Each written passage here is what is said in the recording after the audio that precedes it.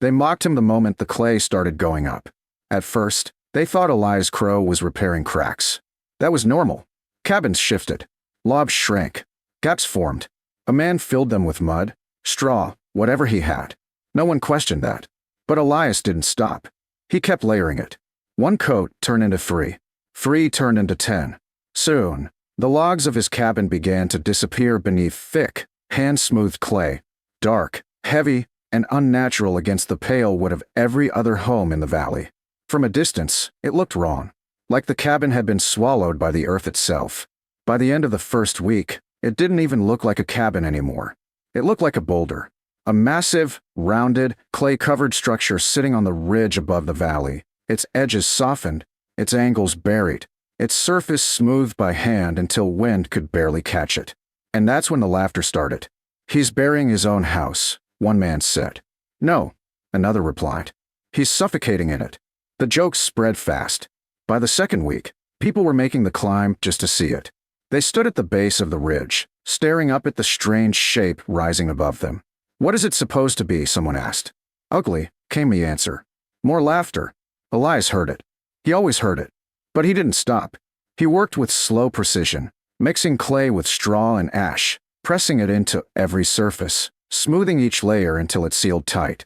He thickened the walls beyond reason, far beyond what anyone would consider necessary. Every corner rounded, every seam buried, every weakness erased. The windows became small, deeply set openings, framed by thick clay edges.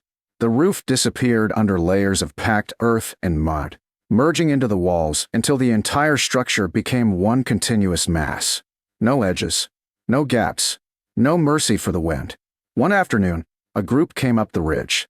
Jonas Hale led them, boots crunching through the dirt, a grin already forming before he even reached the structure.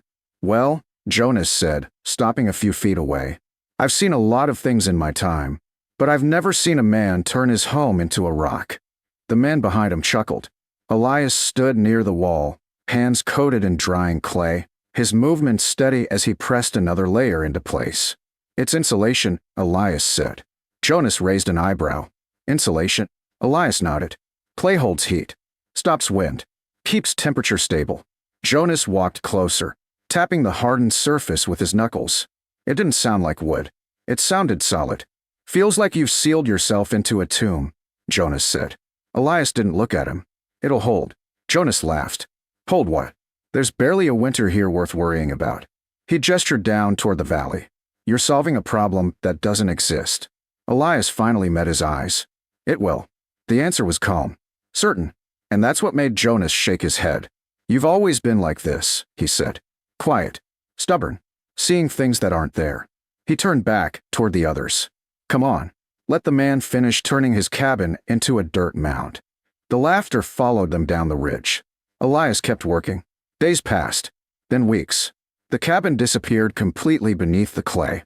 What remained was something no one in the valley recognized anymore. A dome-like structure, thick and grounded, blending into the landscape instead of standing against it. It didn't look built. It looked formed, like it had always been there. By the time the first frost came, Elias was done. He stood outside the structure, studying it. No exposed wood. No visible seams. Just a smooth, hardened shell. He placed his hand against the surface. Even in the cold air, it held a faint warmth. Good. That night, he lit a small fire inside. Not a roaring one. Just enough. The heat spread slowly, absorbed by the thick clay walls, stored instead of lost. Elias watched it happen. Felt it. The warmth didn't spike. It didn't flicker. It settled. And it stayed. Down in the valley, life went on as usual. Cabins stood with their exposed logs, thin chinking between them, roofs that let heat slip away as fast as it rose. Fires burned hot and fast. Doors rattled in the wind. But no one cared, because winter, real winter, had never come here. Not like the kind Elias remembered. Not like the kind that didn't knock before entering. The first sign was the wind. It shifted. Colder. Sharper. It didn't roll through the valley. It cut across it. People noticed. But they didn't worry. Just a cold spell, they said. It'll pass. It didn't. The temperature dropped overnight. Not gradually. Not gently. It fell. Hard. Fires burned higher. Wood disappeared faster. Still, the cold pressed in. Through cracks. Through walls. Through breath itself. Elias stood inside his clay-covered cabin, watching the small flame in his stove. The warmth held. The walls radiated it back into the space, steady and even. No drafts. No sudden drops. Just balance. He stepped outside once, briefly. The cold hit like a blade. Sharper than anything the valley had known. Good, he thought. Now they'll understand. By nightfall, the storm arrived. No warning. Just wind. Then snow. Then something worse. A cold so deep it didn't feel like weather. It felt like pressure. Down in the valley, panic spread fast. Fires roared. Woodpiles shrank. Men stuffed cloth into cracks, nailed boards over windows, tried anything to stop the cold from getting in. It didn't work. The cold didn't just come through openings. It came through everything. Walls froze. Air inside homes turned thin and biting. Breath hung heavy. Children cried. Men stopped laughing. Up on the ridge, Elias sat quietly. The storm slammed against his clay shell, wind screaming across the smooth surface, unable to grip, unable to tear. Snow piled around the structure, but it didn't matter. The shape deflected it. The walls held it. Inside, it was warm. Not hot. Not fragile. Steady. He placed his hand against the interior wall. It was like touching something alive, holding the heat, giving it back. Elias closed his eyes for a moment. Then, a sound. Faint. Distant. A knock. He opened his eyes. There it was again. Stronger this time. Desperate. Elias stood. Moved to the door. Unlatched it slowly. The moment it opened, the storm forced its way in, but only for a second. Because standing there, barely upright, was Jonas Hale. His face was pale, lips cracked, eyes wide with something that had replaced every ounce of certainty he once carried. The cold, Jonas choked. It's inside the walls, we can't stop it. He staggered forward. Please, he said. And this time, there was no laughter left at all. Elias stepped aside. Jonas didn't wait. He stumbled inside, nearly collapsing just past the doorway. The doors shut behind him, sealing out the storm in an instant. Silence returned. Not the absence of sound, but the absence of chaos. Jonas lay there for a moment, breathing hard, his body shaking violently. Then slowly, he pushed himself up onto his elbows. And he froze. The warmth. It wasn't like the valley homes, where heat fought to exist, where fires roared and still lost. This was different. It didn't feel like something you had to chase. It felt like something that stayed. How? Jonas whispered, voice raw. How is it like this? Elias moved to the stove, adjusting it slightly, though the fire inside barely flickered. It holds, Elias said. The clay absorbs heat. Keeps it. Gives it back slowly. Jonas stared at the walls. They're warm, he said, almost in disbelief. They don't let the cold in. Jonas let out a breath that shook.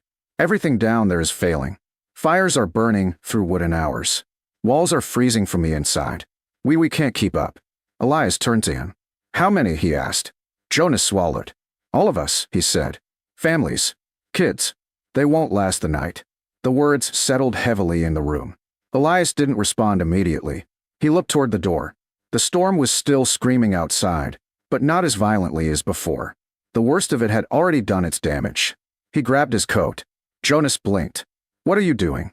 Getting them. Jonas shook his head weakly. You can't fit the whole valley in here. No, Elias said. But I can keep them from freezing long enough to survive it. He opened the door. The cold slammed into the cabin, but only briefly, before Elias stepped out into it. Jonas hesitated, then followed. The descent was worse this time. The wind still cut, the snow still blinded, but now there was something else beneath it all. Urgency. They reached the first house. Elias forced the door open. Inside, the cold felt heavier than outside. A family huddled together, their fire nearly dead, their movements slow, fading. Up, Elias said, firm. Now.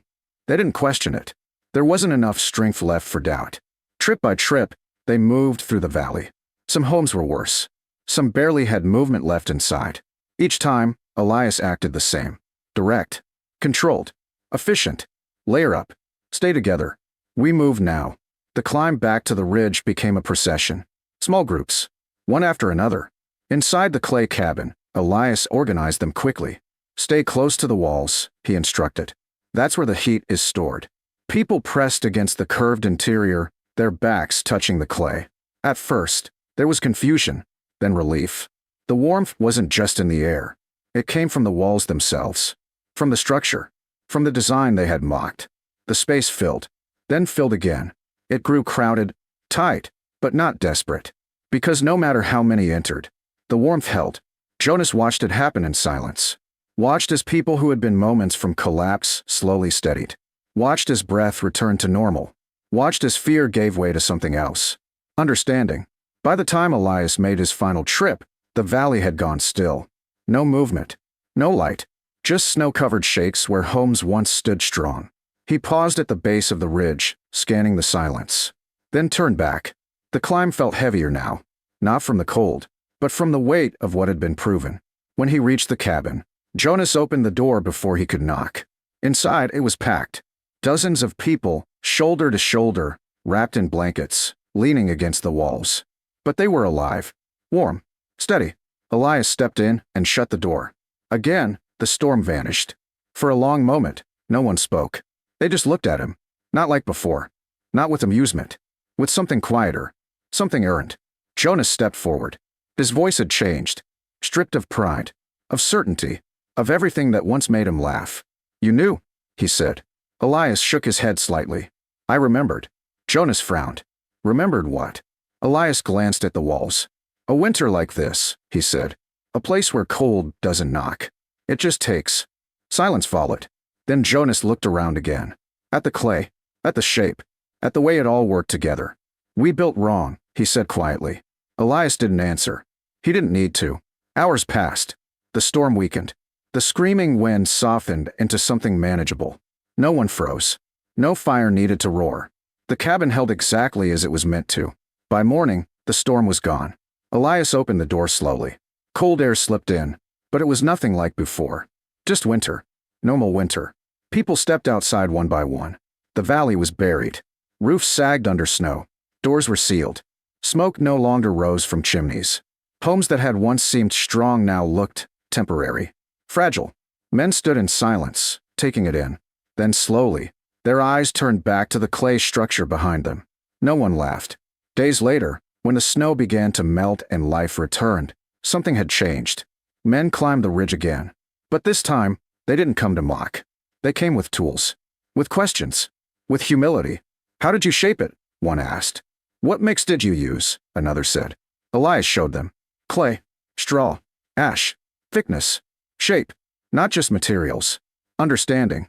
By the end of winter, new cabins began to appear across the valley. Not wooden shells anymore, but structures shaped by the land itself. Rounded. Sealed. Resilient. And at the top of the ridge, Elias's cabin remained exactly as it had been. Still. Solid. Unmoved. No longer a joke. Now a lesson. Because in that valley, everyone had learned something the same way. Too late for pride. Just in time for survival. The cold doesn't care what you believe. It doesn't care what's always worked. And when it comes hard enough, only what was built to endure does.